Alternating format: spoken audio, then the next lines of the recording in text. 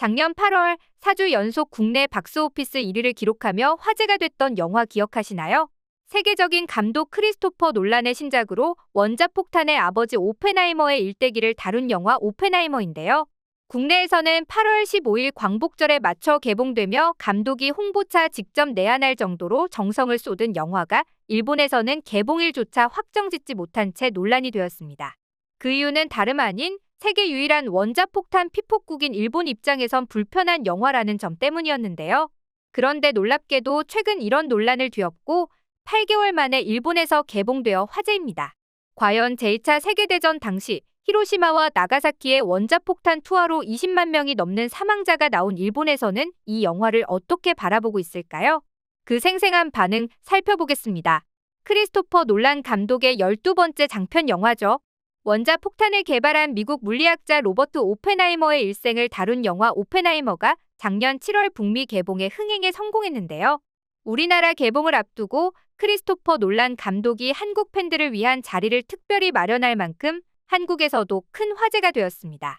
특히 흥미로운 건 당시 우리나라의 개봉일자였는데요. 그 전까지 많은 할리우드 영화들은 한국 영화 시장의 무한한 잠재력을 알아보고 미국과 동시에 개봉하거나 아예 최초 개봉국가를 한국으로 설정하는 와중에 유독 이 영화는 미국 개봉일보다 한 달이나 늦은 시점에 개봉했기 때문입니다. 그리고 마침 그 날짜가 광복절인 8월 15일이어서 한국 네티즌들 사이에서는 일부러 한국 입장에서 특별한 의미를 지닌 날짜로 개봉한 것 아니냐는 추측도 새어나왔는데요. 결론적으로 개봉일자 선정에 대한 정확한 사유는 알 수 없으나 어쨌든 국내에서는 최종적으로 323만 명이 보며 흥행에도 성공한 작품이었죠. 그런데 아시다시피 문제는 일본이었습니다. 당시 이 영화가 북미와 유럽, 중국 그리고 우리나라를 포함한 전 세계 대부분의 국가에서 흥행을 하고 역대급 신기록을 갈아치우는 와중에도 혼자만 복잡한 감정을 느낀 나라가 바로 일본이었죠. 그 이유는 다름 아닌 일본에게 매우 예민한 원자폭탄의 아버지 줄리아스 로버트 오펜하이머의 전기 영화라는 이유 때문이었는데요. 그래서 원래 이 영화는 일본에서 8월 11일로 개봉일이 잡혀 있었으나 결국엔 무한정 연기되었습니다. 오펜하이머의 개봉을 두고 일본 네티즌들의 갈등도 계속해서 이어졌죠.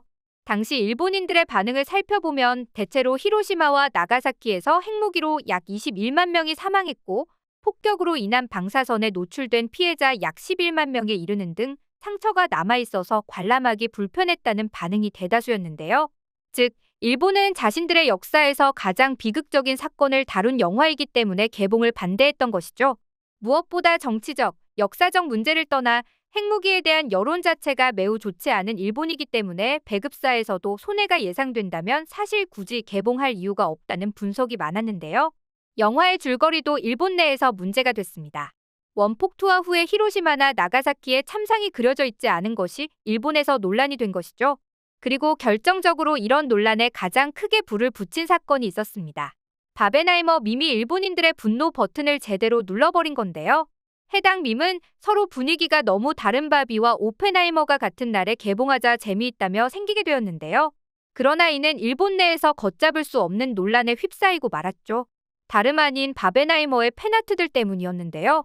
핑크색으로 물든 버섯 구름을 두 영화의 캐릭터가 바라보는 모습이라든지 그 그림을 아예 굿즈로 제작해서 상품화하는 현상에 일본인들이 분노를 표출한 겁니다. 자기네들에겐 어둡고 무거운 역사의 상징인지라 학교에서도 늘상 그 무서움에 대해 반복적으로 교육하고 있는 것이 바로 이 버섯 구름이나 원폭 피해인데 이를 해외에서 가볍게 소비하고 있는 점에 불편함을 느낀 것이죠.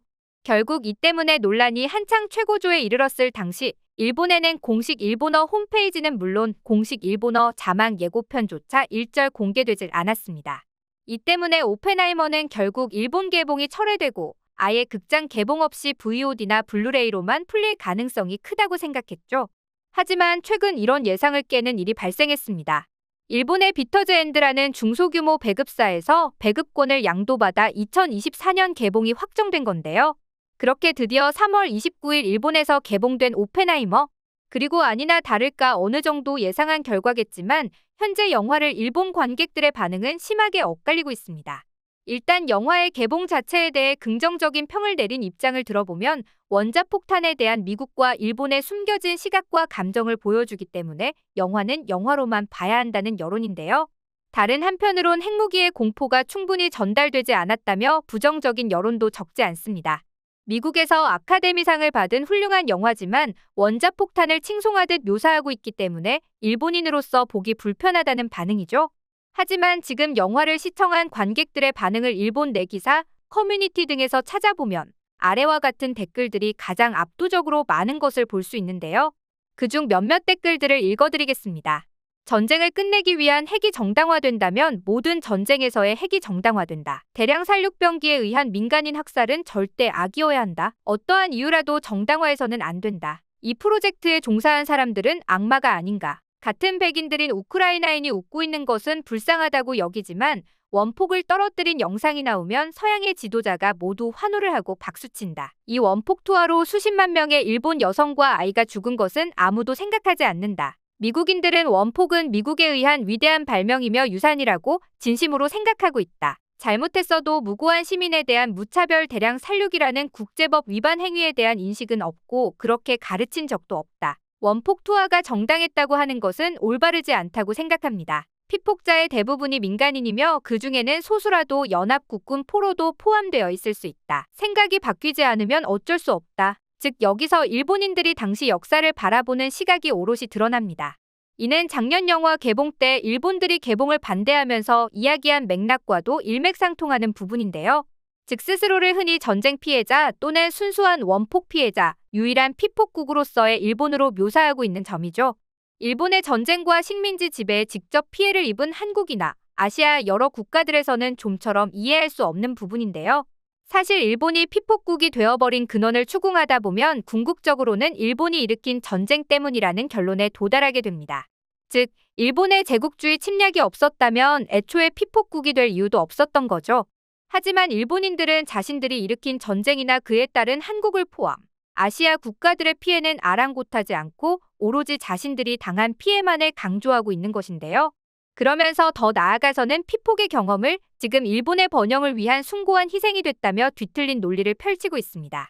그리고 일본인들의 이런 뒤틀린 사고방식은 현재 오펜하이머를 시청하고 난 뒤의 댓글들에서도 고스란히 드러나고 있는 셈인데요. 사실 영화를 보신 분들은 알겠지만 오펜하이머는 사실 완전 반에게 오히려 자국을 자학하는 영화에 가깝습니다. 일본인들이 현재 부정적인 감정을 표출하고 있는 바와 같이 핵무기 예찬 영화가 전혀 아니죠. 그래서 일본에선 왜 이토록 이 영화에 거품을 물면서 예민하게 반응하고 있는 것인지, 여기에 한 발 더 나아가 피해 의식을 품고 있는 것인지 이해가 되지 않는 동시에 이것이 곧 일본이 역사를 바라보는 그릇된 태도가 엿보이는 결과물이라는 생각이 드는데요. 현재 일본 내에서 박스오피스 4위를 기록 중인 이 영화의 순위에 변동이 있을지 귀추가 주목됩니다.